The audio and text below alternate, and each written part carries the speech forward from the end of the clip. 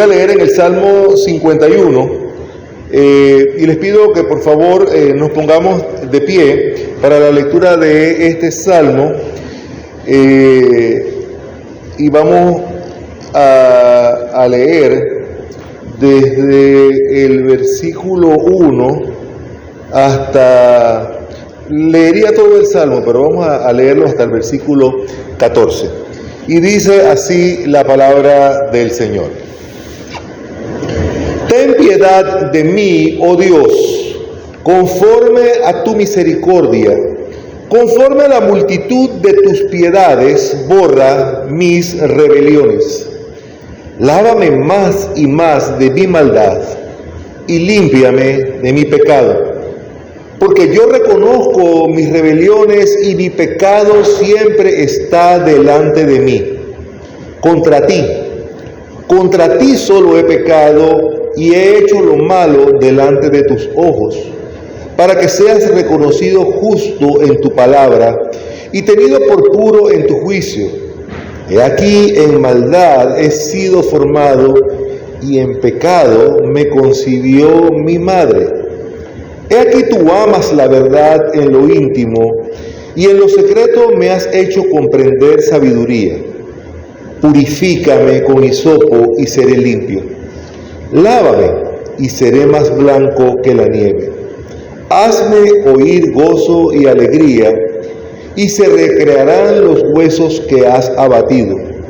Esconde tu rostro de mis pecados, y borra mis maldades. Crea en mí, oh Dios, un corazón limpio y renueva un espíritu recto dentro de mí. No me eches de delante de ti y no quites de mí tu Santo Espíritu. Vuélveme el gozo de tu salvación y espíritu noble me sustente.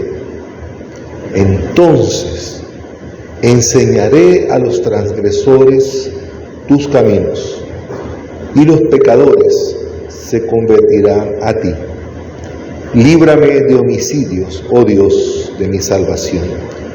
Cantará mi lengua tu justicia, y hasta aquí voy a tener esta palabra. Dios y Padre nuestro, alabo y bendigo tu nombre, Señor. Pon, Señor, tu fuego, Señor, tu unción en mis labios, y que sea tu palabra la que sea expuesta y no la mía, Señor. En el nombre de Jesús, amén. Este salmo fue justamente escrito por David, un hombre conforme al corazón de Dios, según la misma Biblia lo declara. Si ustedes van conmigo o interpretan conmigo cada uno de los versículos de este salmo, realmente no muestran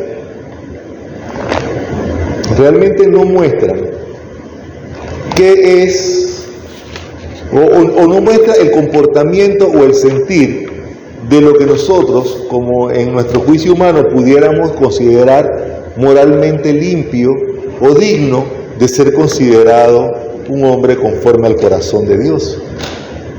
Si se dan cuenta, es una oración de arrepentimiento, es una oración de perdón, es una oración de reconocimiento de maldades, de pecados, de impurezas. Es un salmo que, más que destacar la pureza y la nobleza del corazón de quien lo escribe, lo que revela es una humildad y una reverencia y un postrarse delante de Dios, justamente al reconocer sus malas acciones, sus pecados, sus rebeliones, sus injusticias, su maldad, que él dice que está con él desde que estaba formándose en el vientre de su madre. Y es por esta razón que yo medito y digo, bueno, si yo me dejo juzgar por lo que este salmo escribe, o lo que David escribe en este salmo, ¿qué es lo que lo hace un hombre conforme al corazón de Dios? Y yo quiero irme desde el principio de la historia. Evidentemente, contar la historia de David en un mensaje de 20 minutos es difícil, pero yo quiero destacar delante de ustedes algunos hechos bien importantes en la vida de David. Una de las cosas importantes es que y quiero decir que este fue un texto que citó nuestro hermano Manuel en el último estudio bíblico del martes pasado. Yo me voy a ir al primer libro de Samuel, en el capítulo 16, y voy a leer desde el versículo 7. Esto es lo que el escritor de Samuel habla acerca de cómo ve Dios y cómo vemos los hombres. Dice así el versículo 7: y Jehová respondió a Samuel: no mires su parecer, ni lo grande de su estatura, porque yo lo desecho. Porque Jehová no mira lo que mira el hombre, pues el hombre mira lo que está delante de sus ojos, pero Jehová mira el corazón. Entonces llamó Isaf a Abinab y lo hizo pasar delante de Samuel, el cual dijo: tampoco este ha sido escogido. Hizo luego pasar Isaí a Sama, y él dijo: tampoco este ha elegido Jehová. E hizo pasar Isaí 7 hijos suyos delante de Samuel, pero Samuel dijo a Isaí: Jehová no ha elegido a estos. Entonces dijo Samuel a Isaí: ¿son estos todos tus hijos? Y él respondió: aún queda el menor, el que apacienta las ovejas. Dijo Samuel a Isaí: envía por él, porque no nos sentaremos a la mesa hasta que él venga aquí. Envió pues por él y le hizo entrar. Era rubio, hermoso de ojos y de buen parecer. Entonces Jehová dijo: levántate y úngelo, porque este es. Y Samuel tomó el cuerno de aceite y lo ungió en medio de sus hermanos. Desde aquel día en adelante el Espíritu de Jehová vino sobre David, y se levantó Samuel y se volvió a Ramá. Y es una experiencia interesante, porque Samuel había recibido revelación de Dios de que en la casa de Isaí estaba el ungido, el que era conforme al corazón de Dios. E Isaí, en su juicio de padre, hizo desfilar a todos los hermanos de David. Y Samuel, en el criterio y en la unción del Señor, entendió que ninguno de esos, que eran los mayores, que eran los soldados, los guerreros, los trabajadores, ninguno de esos era elegido para ser ungido por el profeta Samuel. Hasta que vino el pequeño David. Todavía no había pasado la experiencia, estas experiencias que hemos oído de la grandeza de David, que cogió una piedra y se la pegó en la frente a Goliat. Nada de eso había pasado todavía.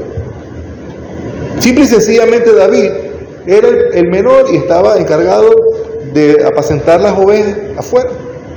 Y ni siquiera estaba en la casa cuando Samuel vino. Pero el Señor le había dicho a Samuel: no mires lo que el hombre ve.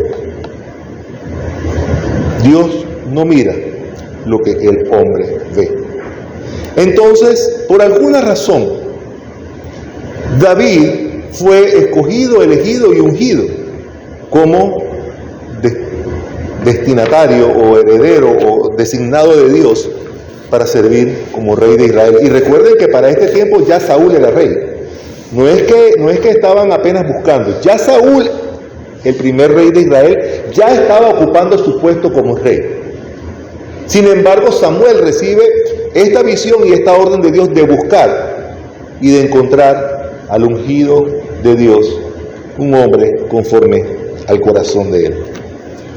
Y la mayoría de la gente puede pensar que esta frase que dice que era un hombre conforme al corazón de él está relacionado al carácter moral de David, o a que estaba comprometido con el cumplimiento, con el fiel cumplimiento de la ley del Señor, y era un fiel siervo, o era un guerrero que respetaba los mandamientos, o era los atributos que él tenía. Pero yo me encuentro, cuando analizo la Escritura, con muchas dificultades con muchas dudas en mi mente acerca de este criterio. Porque las dificultades o las dudas que vienen, los enfrentamientos que mi mente de hombre en la carne, y no carnal, sino de hombre, viene lo que nosotros entendemos y empezamos a juzgar rápidamente. La estatura moral de David estaba muy lejos de ser pura. Un hombre conforme al corazón de Dios que estaba totalmente en duda su carácter y su estatura moral. Yo no sé cuántos de ustedes conocen esta historia, pero yo tengo que referirme a ella, y me voy a referir a ella como la Biblia lo enseña.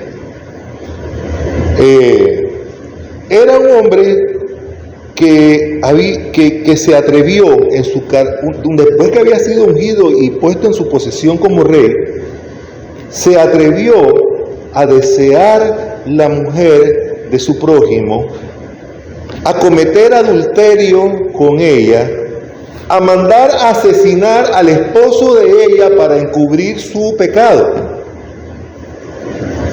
Yo no sé cuántos de ustedes conocen que esto es así. ¿Lo conocían? ¿Sabían que esta era la realidad de la vida de David? ¿Y cómo entonces un hombre con esta estatura moral puede ser considerado un hombre conforme al corazón de Dios? ¿Se dan cuenta el choque que yo tengo, la meditación que yo hago?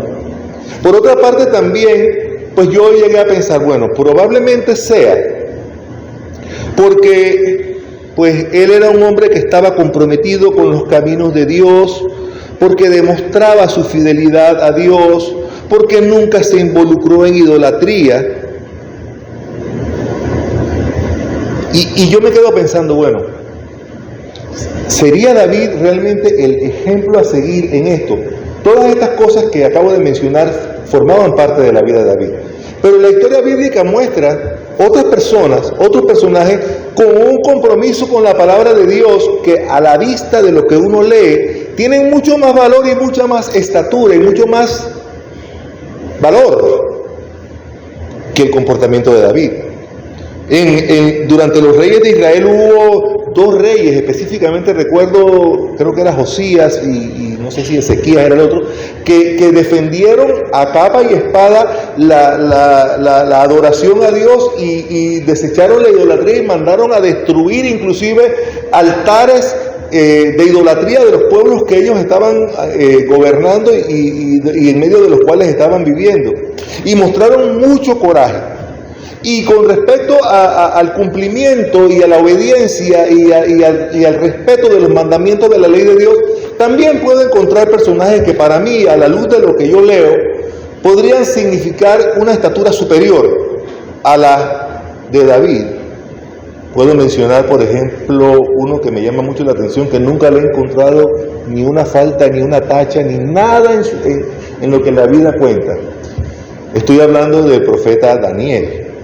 Daniel es un hombre que, si ustedes leen la historia de él, desde que fue llevado cautivo a la corte de Nabucodonosor, jamás pecó delante de Dios e incluso puso su propia vida y la vida de sus amigos en defensa de su fe, en defensa de la obediencia a la ley de Dios, en defensa de cumplir con los preceptos y los mandamientos de Dios. Y repito, estuvo a riesgo de su propia vida, fue metido en un foso de leones hambrientos, no sé si recuerdan esto, y sus compañeros fueron metidos en un horno de fuego y le habían calentado la temperatura para que se fundieran de una sola vez y nada pasó.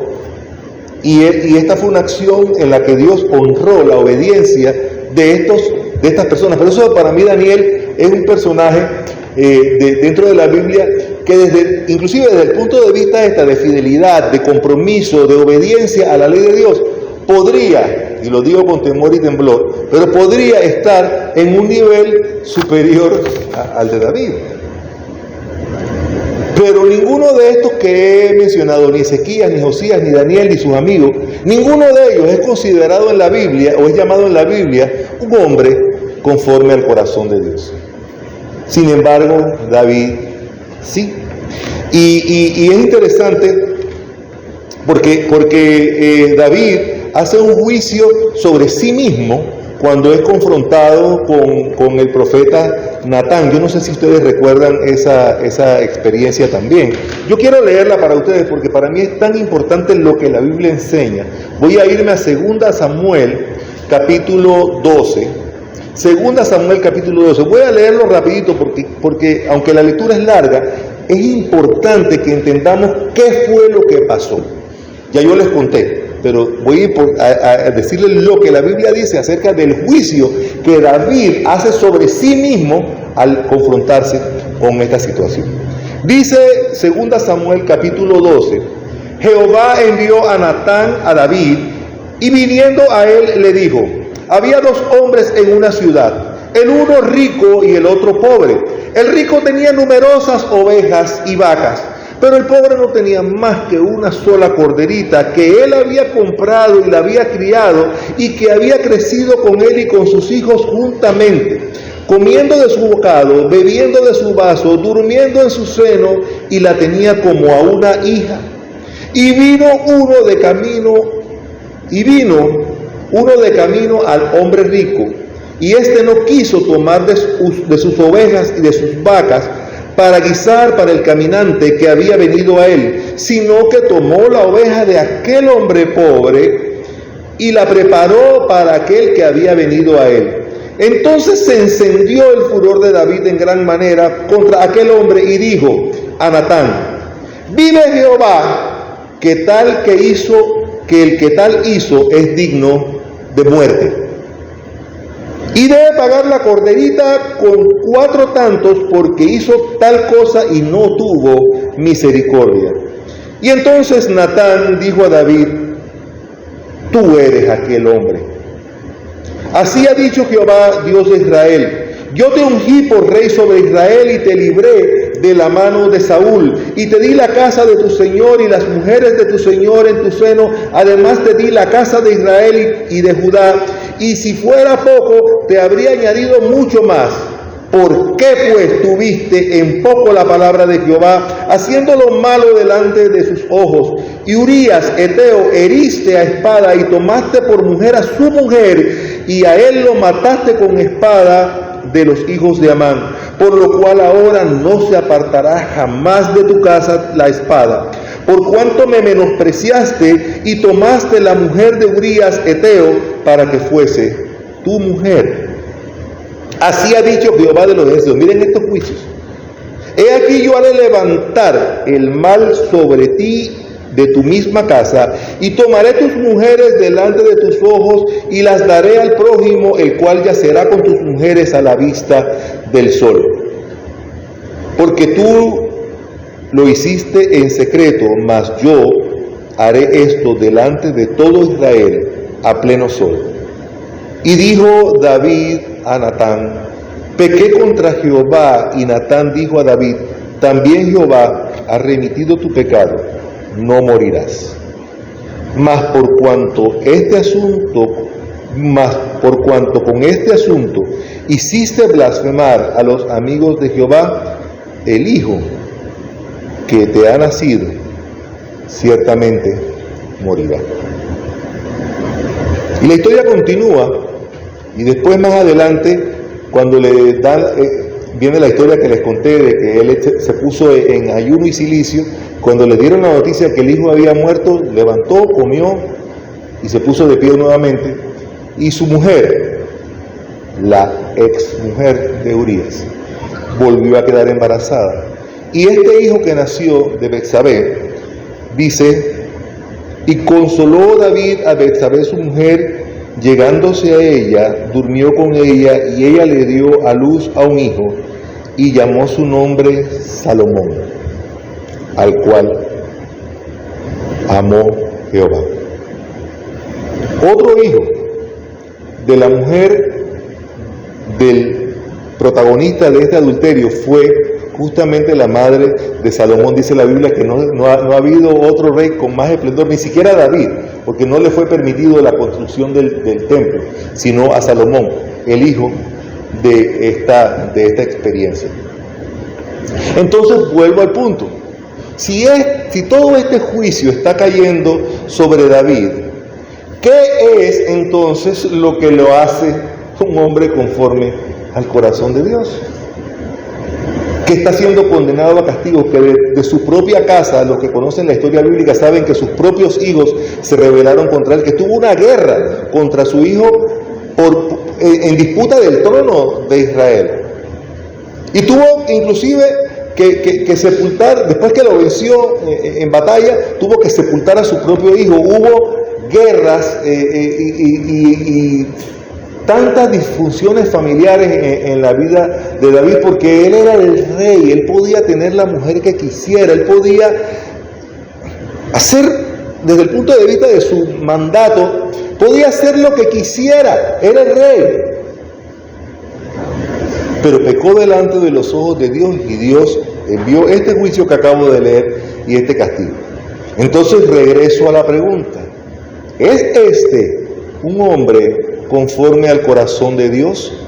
Yo lo creo porque la Biblia así lo declara, pero quiero que analicen qué es lo que lo hace un hombre conforme al corazón de Dios, aún a pesar de todo esto. Y la respuesta está justamente en el Salmo que leímos al principio.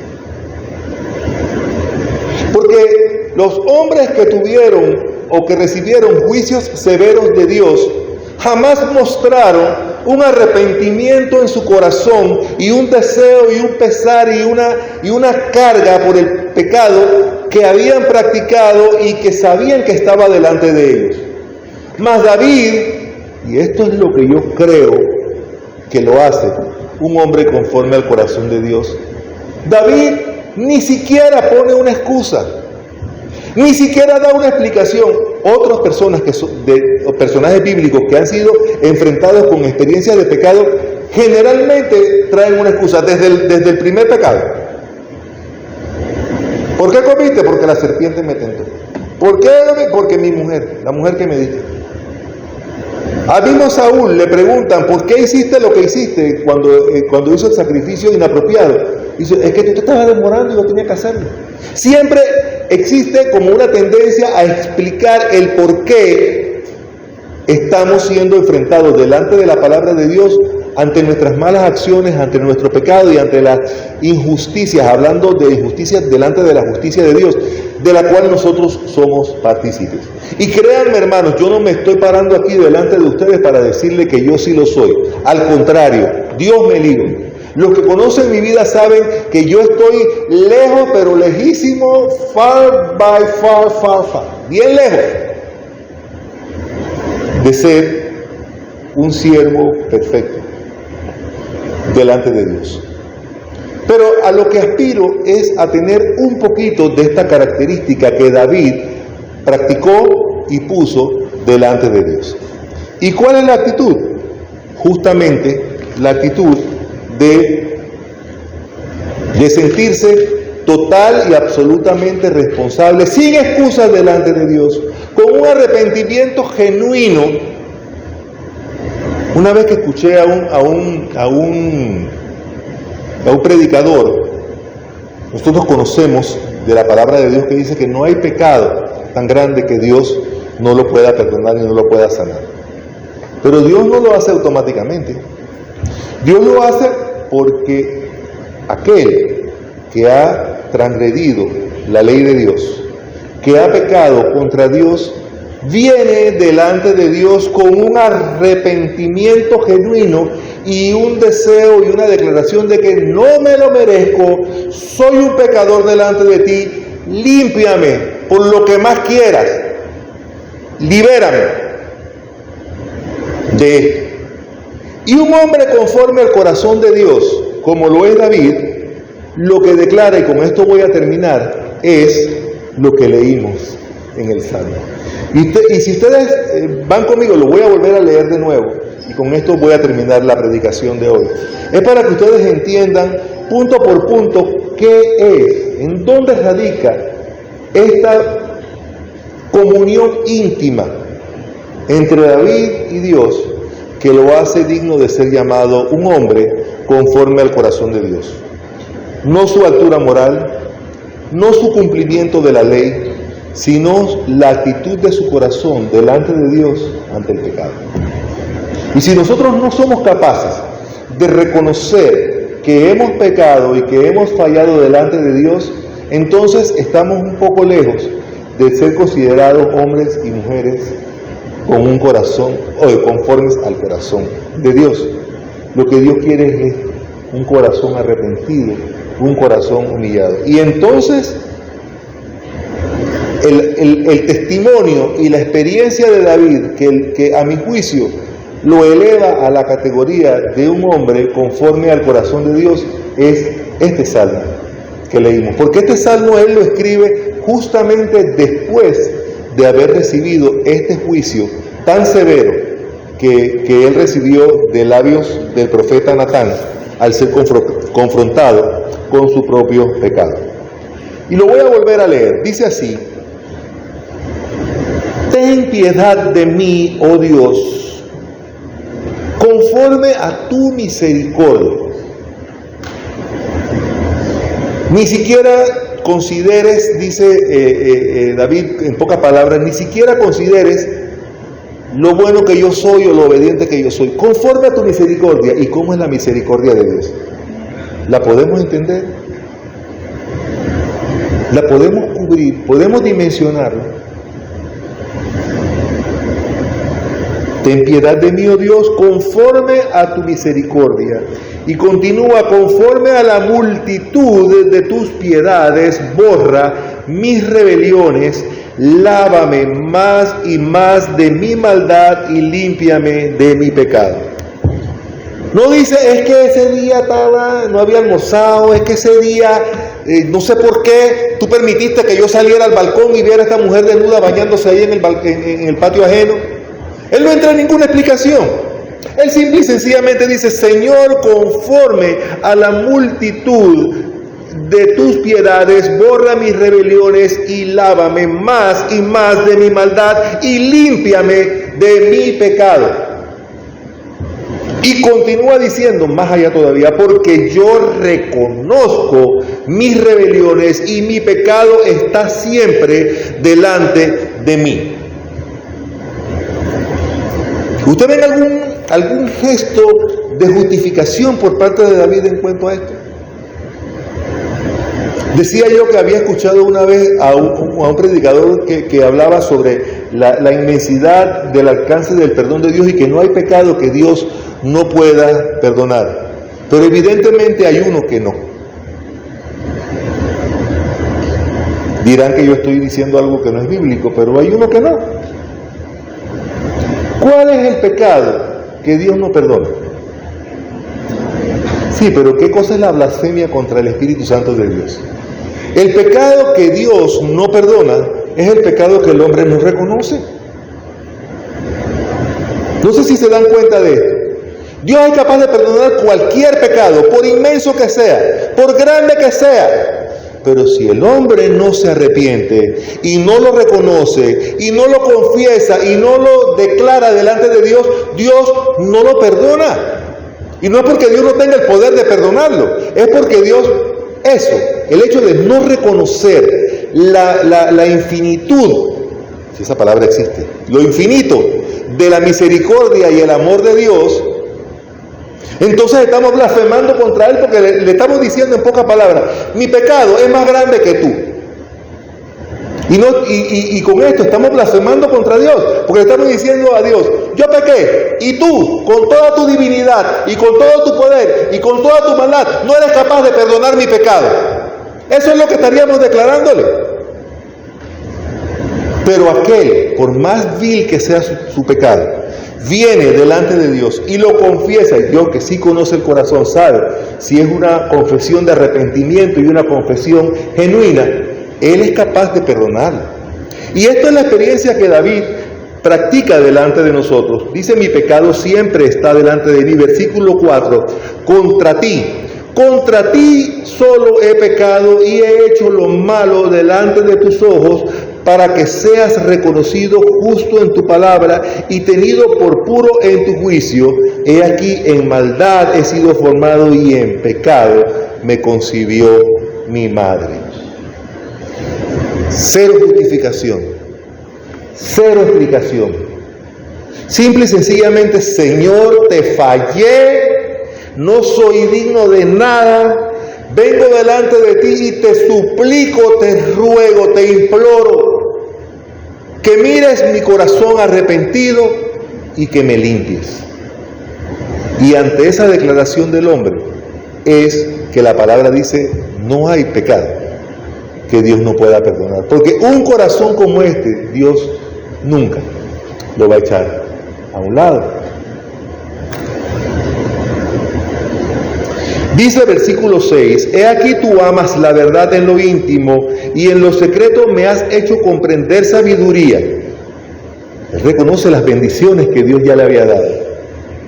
Purifícame con hisopo y seré limpio. ¿Cuántos de ustedes saben lo que es hisopo? Bueno, ese es un tipo de hisopo, sí, ciertamente, Lizzy. Los Q-tips son hisopos, pero los Q-tips son hisopos para el tamaño de la oreja. Pero hay hisopos que son palos grandes con unas esponjas inmensas que se usaban justamente para lavar. Yo no sé si ustedes recuerdan, con un hisopo fue que le llevaron vinagre a la boca del Señor en la cruz. Entonces hisopos eran como unas inmensas esponjas que servían para restregarlo. Así que dice: purifícame con hisopo y seré limpio. Fíjate esta declaración: lávame. Y si tú lo haces, seré más blanco que la nieve. Aún a pesar de haber reconocido toda su maldad, él dice: si tú me lavas, yo seré más blanco que la nieve. Hazme oír gozo y alegría, y se recrearán los huesos que has abatido. Esconde tu rostro de mis pecados y borra mis rebeliones. Es un arrepentimiento sin explicación, sin condiciones, sin justificaciones. Simple y sencillamente: Señor, te he fallado, límpiame. Y si tú me limpias, yo seré limpio. Crea en mí, versículo 10, crea en mí, oh Dios, un corazón limpio y renueva un espíritu recto dentro de mí. No me eches delante de ti y no quites de mí tu santo espíritu, y vuélveme el gozo de tu salvación y espíritu noble me sustente. Quiero un comentario pequeño nada más antes de seguir. Vuélveme el gozo de tu salvación no significa que él perdió esta condición de hombre conforme al corazón de Dios por causa del pecado. Porque Dios sabría, como lo conocía, sabría cómo él iba a reaccionar.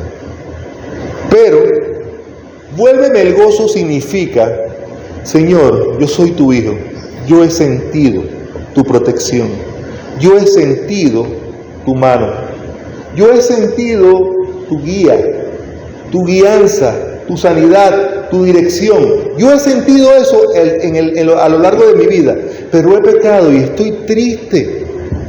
Estoy triste porque te fallé, porque te amo y te fallé. Así que todo esto que te estoy pidiendo de que me limpies tiene como propósito que tú me regreses a mi corazón el gozo de sentirme en comunión contigo. Devuélveme el gozo. Y este que les habla le puede decir que yo he podido sentir lo que es haber estado en plena comunión con Dios y haber caído hasta el fango. Y sentir que lo que yo hablo, las palabras que yo hablo delante de Dios, se quedaban rebotando por las paredes de aquel cuarto. Y de alguna manera este salmo me llevó una y otra vez hasta que yo pude hacer en mi vida realidad lo que este versículo dice: regrésame, vuélveme el gozo. hasta el punto que en mi experiencia de adoración yo he sido capaz de derramarme, aún en solitario, en lágrimas delante de Dios. Y no lágrimas de tristeza, lágrimas de gozo. Porque he podido percibir, he podido experimentar el gozo nuevamente, voy a decirlo así. He podido experimentar nuevamente el gozo que alguna vez había sentido y que lo había perdido a causa de mis caídas y de mis pecados. Entonces dice, y esta es la parte más exquisita de esta lectura. Yo estoy aquí, hermanos. Si fuera solamente por el testimonio de mis acciones, por el testimonio de mi vida, por la manera como yo me he conducido, los que me conocen y los que no conocen mucho, les confieso, no soy perfecto para nada, ni pretendo serlo. Quiero caminar hacia una vida de santidad y una vida de rectitud delante de Dios, pero no lo soy. Entonces, si yo no soy perfecto, si yo no soy santo, si yo no soy justo, ¿por qué esta iglesia, mi querida iglesia, me permite la bendición de poder pararme delante de ustedes y predicar esta palabra? Y la respuesta es porque la sanidad, la limpieza y experimentar el gozo de la salvación nuevamente en mi vida hace que la obra de Dios se haga efecto en mí y en cada uno de los que han podido experimentar una experiencia de pecado y de caída. Y entonces, una vez que Dios hace eso, versículo 13, entonces enseñaré a los transgresores tus caminos. El perdón de Dios, la limpieza de Dios es la que me permite y me da autoridad de poder pararme delante de ustedes y decirles, hermanos, cuando estén experimentando una relación de pecado, una experiencia que ustedes sienten que la presencia de Dios está alejándose de su vida, la solución no es darle explicaciones a Dios, es pedirle a Dios que nos limpie, y Él en su infinito amor, en su misericordia, una vez que nos limpia, nos hace dignos de poder pararme como yo estoy parado delante de ustedes y decir, entonces enseñaré a los transgresores tus caminos y los pecadores se convertirán a ti. Los pecadores no se convierten al Señor por causa de mí. Es por causa de la acción del Espíritu Santo de Dios. Pero la acción del Espíritu Santo de Dios se puede verificar a través de mi vida, delante de todas las personas que me rodean, delante de mi iglesia, delante de mi familia, por causa del perdón y de la limpieza que Dios ha efectuado en mi vida. Si no, no sería digno de hacerlo. Entonces enseñaré a los transgresores tus caminos y los pecadores se convertirán a ti. Líbrame de homicidios, oh Dios de mi salvación, y cantará mi lengua de tu justicia. Que el Señor bendiga su palabra, hermano. De verdad, espero que este mensaje, te repito, este es un personaje que yo tengo que conocerlo personalmente alguna vez, y es la enseñanza que traigo para ustedes en esta mañana.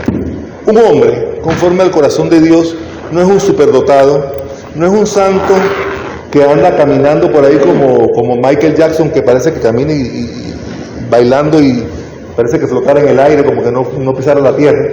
No. Somos personas, hombres y mujeres, que estamos en la brecha, sobre el camino, ensuciándonos los pies, sujetos a pasiones, sujetos a influencias, a tentaciones, a pecado.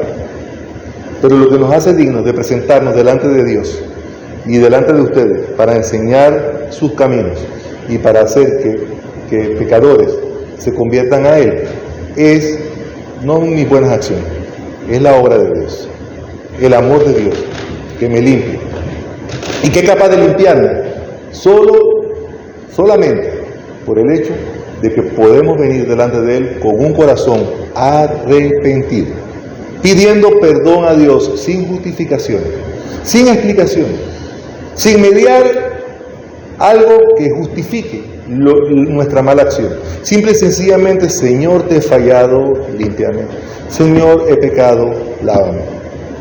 Y a través de esa experiencia podemos presentarnos delante de Dios como siervos justificados.